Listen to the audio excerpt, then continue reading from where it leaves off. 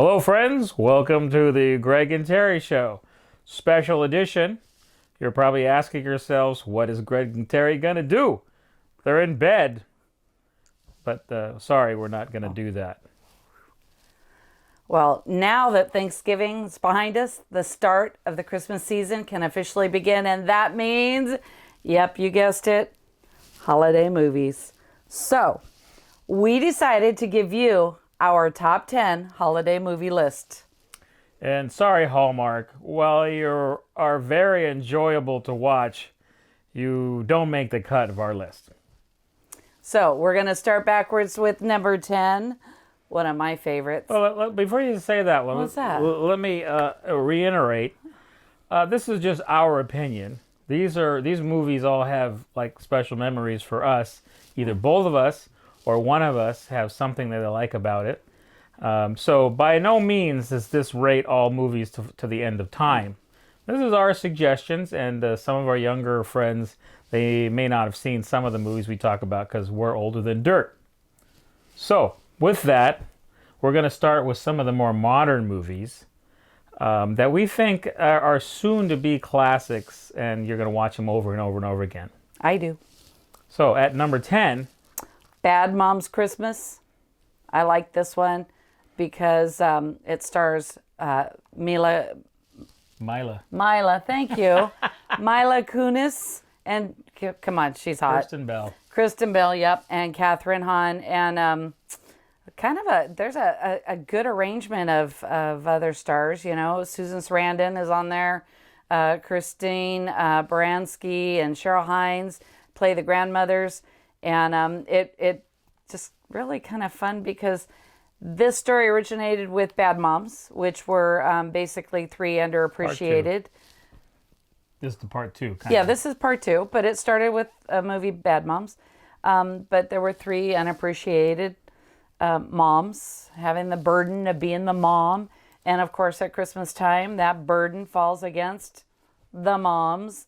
So it's just kind of their rebellion against that perfect Christmas. It's very realistic in many ways. I'm not a mom or a woman, but when you look at some of the... That's true. I'm glad. It's true. But if you look at some of the things they have to go through of all, like, you know, it's like, oh, it's all happy and great for the kids. And then you look at what their parents have to do just to meet all the standards of what everybody else is doing and all the things they have to buy. And one of the great things of that movie is them, like, wanting to do nothing. You know, they just wanted to relax on their vacation, right? But enjoy family. Yeah. Yeah. And do nothing. Sometimes it's good. But the mall scene where they rip off the tree from Lady Footlocker, that's my favorite part. Hilarious. Hilarious. Little waxing scene in there that I kind of enjoyed too. That one was funny. Yes, there's something for the girls in that movie. I mean, all of the stars are hot, but definitely a woman's movie. For sure. But I can relate to a lot of the Christmas stuff. I mean, the stuff that you don't like about Christmas, you know. What's your other one? What's the next one you have? Oh, this is one of my personal favorites, Four Christmases, directed by Seth Rogen. Seth. What? Seth does great stuff. Yep. Reese Witherspoon and Vince Vaughn. I love Vince Vaughn. I mean, he's such a nervous wreck in every single movie, but his fast talking and everything, I don't know. He's funny. Mary Steenburgen, Robert Duvall, Sissy Spacek, Jon Voight, Dwight Yoakam, and the other guy also is in there. Now, see, I'm on camera, so I forget his name. Director of Iron Man, and him and Vince Vaughn are buddies, so they're in a lot of movies together early on before he became such a big, gigantic... Jon Favreau. Jon Favreau. Favreau. So anyways, The Four Christmases is pretty cool. It's not cool. It's painful to watch. But these two, Reese Witherspoon and Vince Vaughn, they're not married and they don't like Christmas because both their parents are divorced. So they got to go to 4 different Christmases to fulfill. But they usually go on vacation to Tahiti or something like that, and it gets canceled because of their flight, blah, blah, blah. And so they have to go through the normal Christmas. And I don't have that situation, but, we both can relate to multiple households. Multiple households that you have to kind of make time to split the day and go here and go there, and you're driving all over the place. And again, back to bad moms, you want to just rest and have some eggnog and rum and cookies. So it's just a fun, they start to learn about each other. They've only been dating 3 years, and they start to learn a lot about each other through stories that they're hearing from each household. 2008. Boy, that's a long time ago. Wow. Already. So, anyways, it's also a decent transfer onto Blu-ray. So I had to have it. It's got 45 minutes of hilarious bonus content, outrageous additional scenes. Oh, so this is not rated R anymore. And going along with Vince Vaughn, this is kind of a hidden secret Fred clause. This is 2007, before Four Christmases. Vince Vaughn plays Fred Claus. Paul Giamatti plays Santa Claus, and Fred is Santa Claus's brother. And, he doesn't quite live up to Santa Claus. So, he's kind of issues with that. And then he has to go to the North Pole and save Christmas. Basic stuff. But it's pretty funny. And it's Vince Vaughn. It's very funny. I mean, Vince Vaughn plays his same character almost in every single movie. But this one is very cool because obviously it's like fantasy. But then there's like this real dysfunctional family thing going on between the Clauses. And there's like an intervention because, the hostility. And it's worth it. I mean, it's a good family movie. And then there's a scene where Vince Vaughn takes over the toy shop and takes off the Christmas music and puts on some hip hop and gets all the elves to dance in this wild. That's my favorite part. I knew you'd bring that up. I knew it. Number 7 is Elf. And this one is directed by Jon Favreau and starring Will Ferrell and James Caan. And Will Ferrell he was an infant and he was in an orphanage. He stowed away in Santa's sack, and he ended up at the North Pole. So they gave him to Papa Elf, played by Bob Newhart. Adopted by the elves. Who raised him as an elf. And he thought he was an elf, just didn't quite fit into the whole Santa's village kind of thing.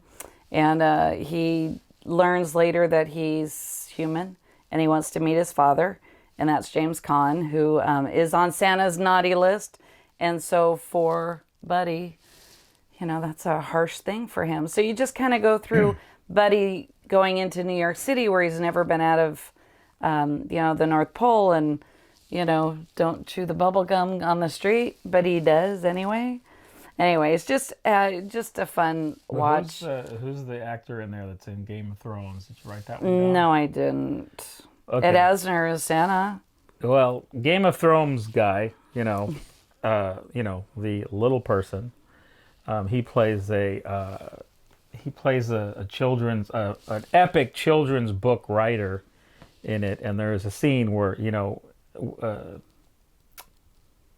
Will Ferrell thinks he's an elf, and he's like, "Does Santa know you're here?" And it's, I don't know, like I was pissing my pants with that scene. It's the funniest thing ever. They made T-shirts about that. So, it's pretty funny also to see him at the North Pole in like these miniature sets where he's crawling around because he's like 6 feet tall and all the other actors are supposed to be like 3 feet tall. But they did a good job too on the effects. Ed Asner, is half his size, and when he's sitting on his lap, which is hilarious. Not Ed Asner, Bob Newhart. Oh yes, sorry, Bob Newhart. He plays the kind of like his dad, as an elf adopted, but seeing him sitting on his lap, of course, we love Will Ferrell too. I know some of our friends don't. You know who we're talking about, but you'll just have to, But I gotta say, the first time I saw this, I thought, oh, okay, that's kind of corny, but it's a Will Ferrell movie, and it grows on you, and the more I watch it, the more I enjoy it, and it's just such a happy, finding Christmas spirit kind of thing in New York, and it's dumb. And I gotta say, Ed Asner being Santa Claus, he's not a holly jolly old guy. He's kind of a little gruff, and just fun. But do you know this was made in 2003? Oh my gosh. We're old. That was 17 years ago already. Let's see what the Wayback Machine tells us on the wow. next one. Number 6, Jingle All the Way. Oh, another favorite. 1996. Oh, wow. We're reaching way back. I can't believe that's that. Well, anyway, this stars Arnold Schwarzenegger. And it... Sinbad. Sinbad. Yeah, he's the... there's actually a lot of big actors. We didn't write them all down, but... what'd you put? 2 rival fathers. Schwarzenegger, who is a workaholic, and Sinbad, who plays a stressed-out postal worker, and they're both desperately trying to purchase a Turbo Man figure. Remember the Turbo Man action figure? Basically, Here it is. So back in the 80s, there was the Cabbage Patch ordeal. Yeah, there you go. And then in the 90s was Tickle Me Elmo and the Power Rangers, where, you just couldn't get these things off the shelf. You didn't wait till the last minute. As soon as it was in, they were gone. And so Arnold Schwarzenegger, who's a workaholic, he's waiting to the last minute. He forgets to go buy this Turbo Man that the son wants, and they're gone. They're sold out. And so he just spends the entire Christmas Eve day trying to find this Turbo Man. But at the same time, Sinbad, who's this disgruntled postal worker, is also trying to get this Turbo Man. And so it's just this back and forth fun. But it turns into a weird action movie. It does. Which, I don't know. I love Arnold Schwarzenegger, just about anything he does. Even some of his dumbest movies, I find them enjoyable just to watch him usually. But this one, he did a sling of movies where he was trying to appeal to his kids or younger audience that didn't have a body count in them. So this was kind of the result. It's kind of a sleeper, but we don't really shop anymore, like Christmas shop, like with all the crowds. Most of it's online, but I don't go to the, Black Friday or anything like that. But this is kind of the epitome of all of that, too, showing all the people pushing and shoving and screaming. And of course, he has no idea because his wife usually does all this shopping, right? So he's thinking, oh, no problem, I'll pick it up. And then, of course, he gets more than he bargained for. So it's a good watch. Very fun. We have number 5, which is an all-time favorite of Christmas Vacation with Chevy Chase and Beverly D'Angelo. This is the 3rd in the Vacation series. So, but for holiday, for Christmas, just a fun watch. And you always feel sorry for him because, Clark Griswold, played by Chevy Chase, is trying to do some amazing things. He just wants this fantastic Christmas and, wants the perfect lights and the perfect tree. And everything goes awry very quickly as soon as, his in-laws come and his parents show up, and then you've got Cousin Eddie that shows up with his kids in the motorhome, and it just is a fun story. It wasn't my favorite when it came out. I loved the original Vacation. Even the second Vacation was really good. It sort of lost a lot when it came out, but this movie, it does kind of display like the relatives coming visiting. Like, you all love your relatives, but, you also love when they leave, especially if you got a house full of people, right? Because everybody's, kind of rubbing up against you, wrong. And, especially like the grandparents and stuff, now they go overboard on the grandparents in this movie about how incoherent they are, like burning down the tree and, the grandmother can't hear anything and can't, wraps up the cat in the package. But, there's a lot of cat mutilation in this movie. Not a lot, but... well, yeah, maybe. But I think this is one of those movies that, I didn't really care for it in the theater too much. And but then, watching it, you catch a few minutes on TNT or whatever and this and that, and you're like, oh my God, I got to see the whole movie now. So we popped this one in. This is on our list. 1989. 89. What were we doing in 89? I don't want to talk about that. Yeah. Oh, my next? You're next. Number 4, 1983, A Christmas Story. Now this one is really good. It kind of fell off my list for a while because it got so overplayed. But 24 Hours of a Christmas Story. yeah, on some channels, right? TNT and TBS. Yeah, Peter Billingsley. Yeah. He plays Ralphie, and he's probably older than me now. No, couldn't be. No, he's probably close to 50 now. I don't know. Yeah, because he was probably you think he was 10 years old in the movie. Well, oh my God, that was made 1983. 1983. Wow. Yeah. Definitely be 40. The adult Ralphie reminisces on Christmas when he was 9 years old and he wanted a Red Ryder carbon action 200 shot range model air rifle. Yeah, so I mean, I didn't even have to explain this one. If you haven't seen this movie, you don't live on planet Earth, I think. It's been translated in just about every single language there is. And they come out with a new, I don't know what this one is. Well, this is still a DVD. This is an old one. But it's a 2-disc special 20th anniversary, which I think I bought probably 15 years ago. But it takes place in the 40s. And I don't know, the funny thing about that movie that I always find, any of my parents fun, when they're opening the gifts and stuff, and they get a pair of socks and they're like, what the hell is this? Fling. They fling it over and they're looking for the toys, or we never really went to school in the snow, but it's kind of funny that, to watch the kids getting wrapped up in 10,000 layers of clothes and then they can't move when they walk out the house. So it's nice that it took place in the 40s. I don't remember what year it was supposed to be, but obviously The Wizard of Oz was still fresh, right? Because it came out in 1939. And so there's a scene where he goes to see Santa Claus in the mall, and then you see all the Wizard of Oz characters walking around, and hey, everybody's yay, just like it was Star Wars came out 3 years ago. I don't know. It's a little tidbit.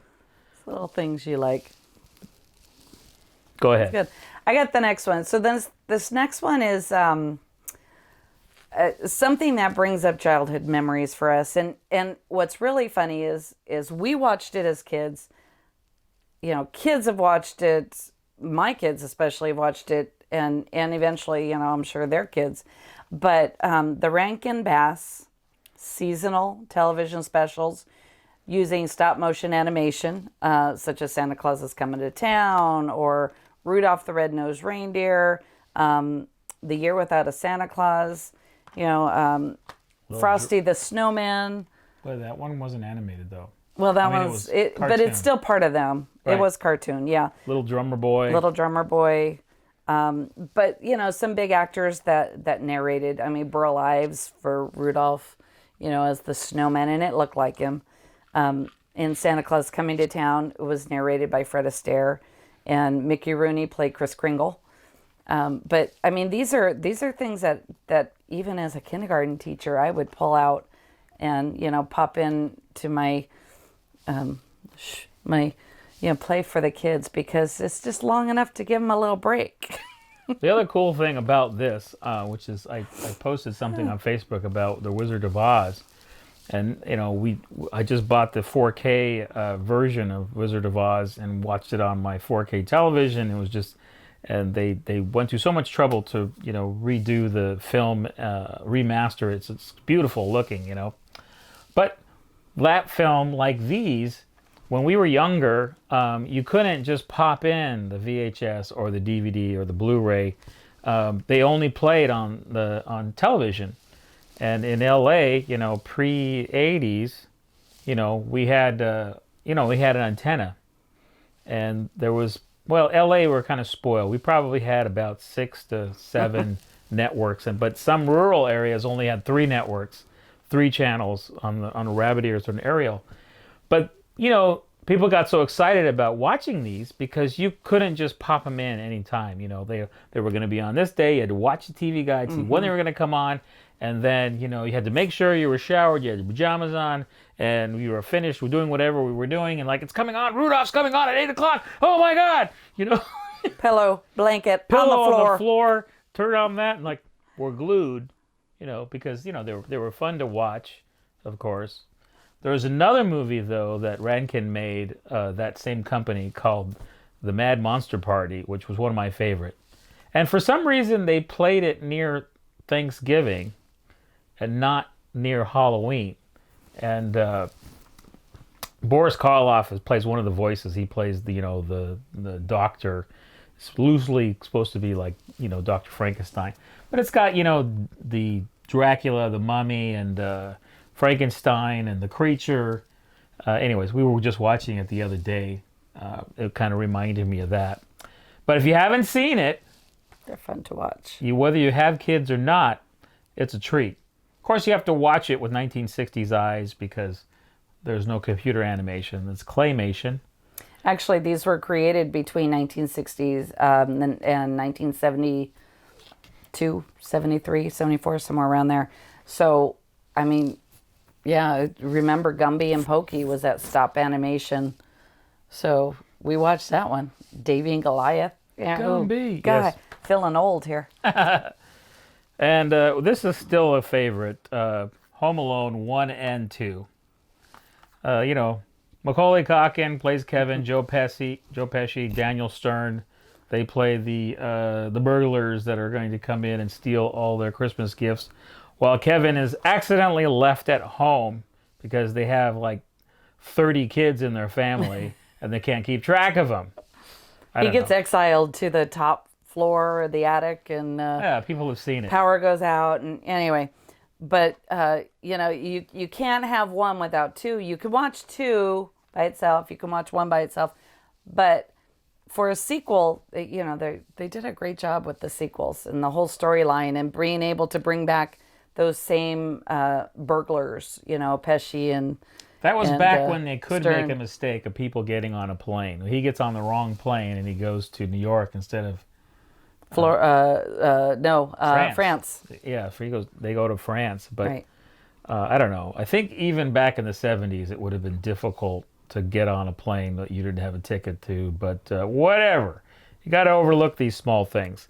So yeah, these still kind of hit home when you're watching the Christmas thing, and So, but yeah, so these are number 2. So we gave it a 2 for 1. We gave it 2 for 1. Also, John Hughes. I don't think he's made a bad movie, and at all. I can't think of one. No. So that brings us to our number 1 movie that I just got on 4K, a newly remastered print of It's a Wonderful Life. Woo! Yeah. It's black and white.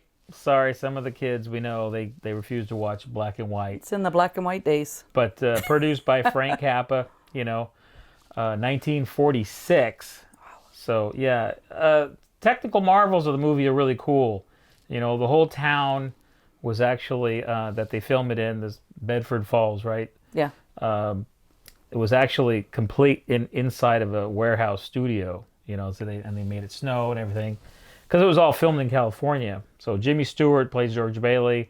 Donna Reed, Mary Bailey, that's the, his girlfriend who becomes the wife. Lionel Barrymore. It's Mr. Potter, the evil Mr. Potter. Drew Barrymore's great. I don't know. I kind of wonder if there's she is a Barrymore, but I never... I don't know if they're related. I know she has some relatives that were in the movies, but I never followed up. So, you read the... Well, synopsis. basically, Jimmy Stewart, he's a man who gave up all of his own dreams to help everybody else, his brother, his father, the town, and he goes to big mess with the financial bank, and he goes to kill himself on Christmas Eve, and his guardian angel comes to protect him or to show him Clarence. Well, he feels no self-worth because he's failed, and then the angel comes down and says, "Oh, so you wish you were never born?" And then, of course, he makes it so he's never born, and then he sees what life is like without him. And as we know, we make different impressions on people, whatever we do, wherever we go. You don't know how you're going to change things because you were there to do something or to help somebody.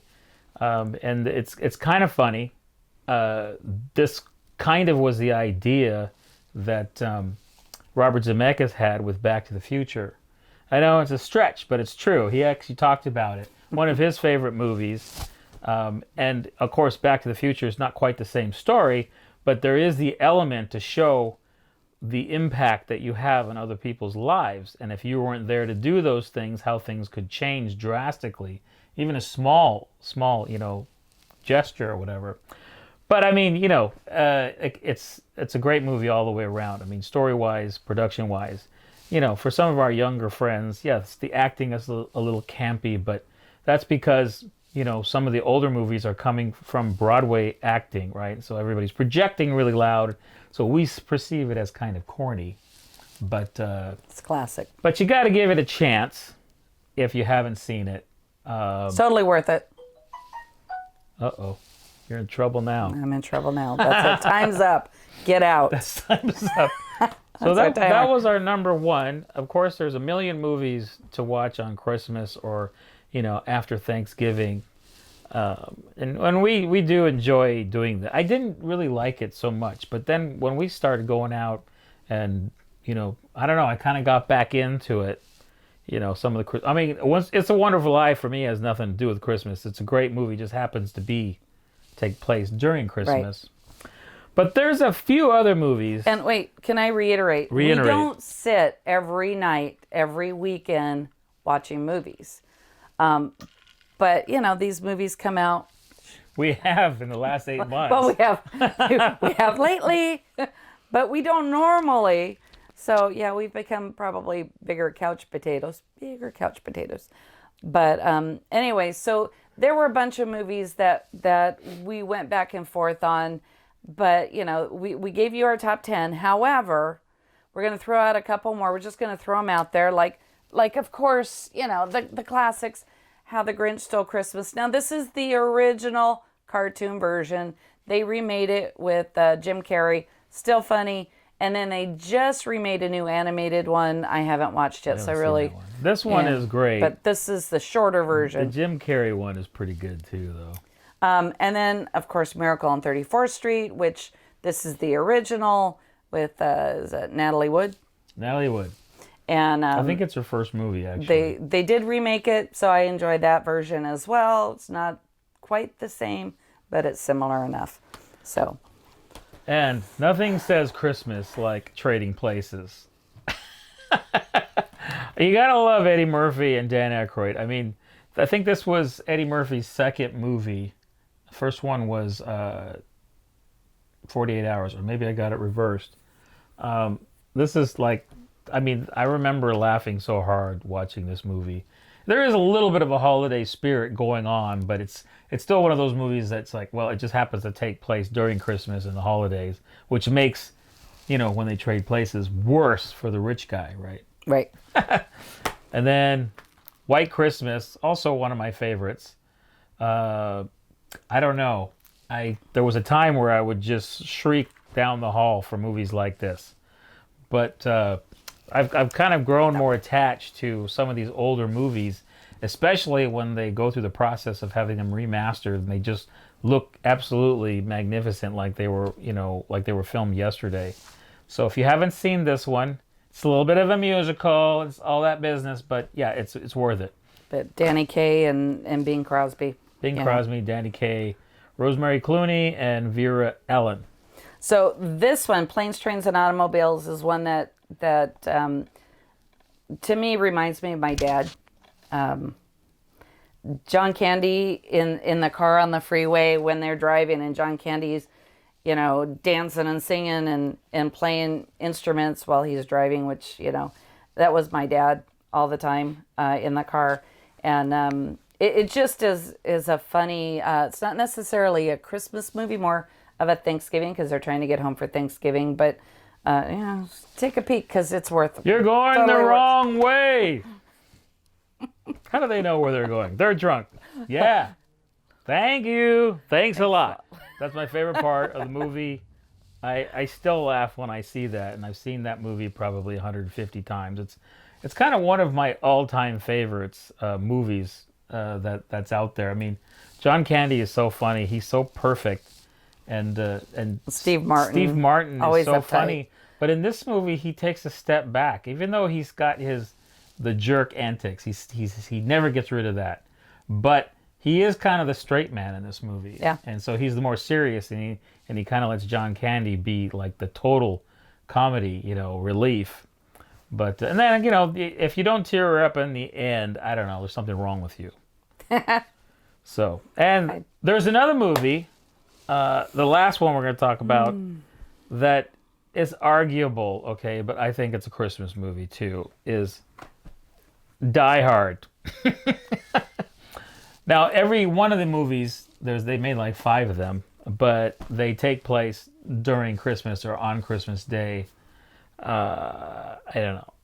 I mean, that movie represents so much from the 80s, and they took action movies to the next level. Like you had Die Hard, and then you had Lethal Weapon, and all the movies that they make fun of now with action, they're all based on the outlandish, action from those movies, and so they kind of have that special, the explosions, the ridiculous cars, which were not computer animated.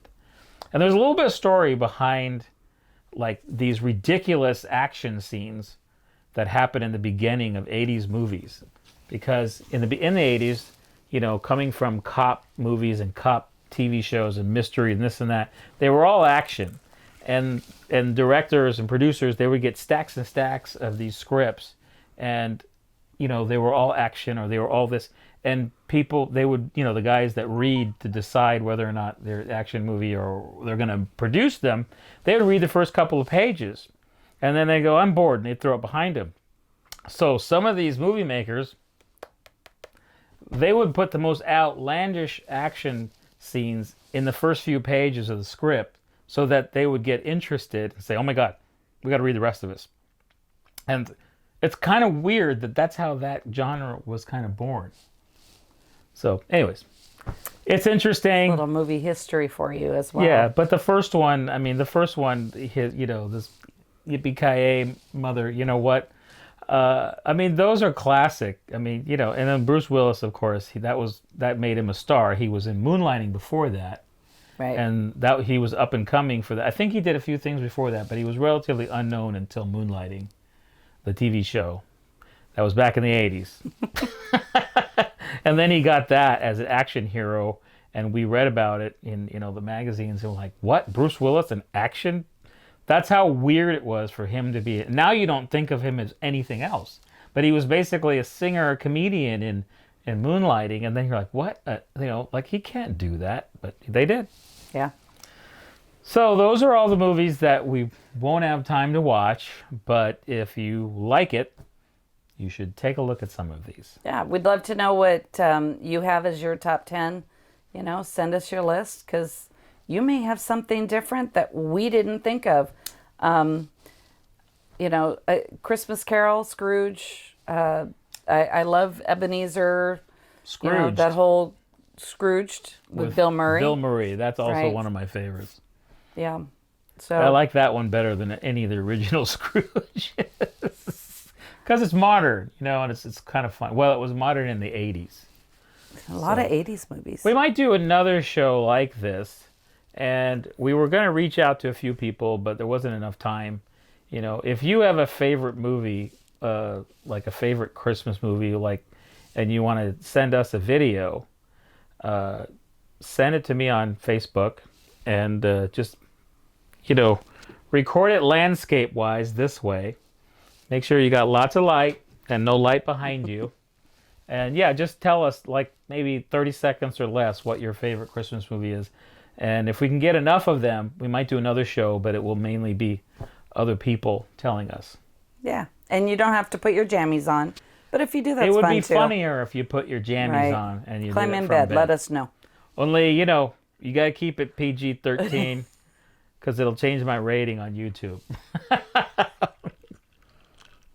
Well, this was fun. I hope you enjoyed it. So, happy holidays to you. And yay, holiday movies. It's time. Christmas tree is up. Packages are being shipped here to wrap. Hopefully for me. Bye, friends. Bye.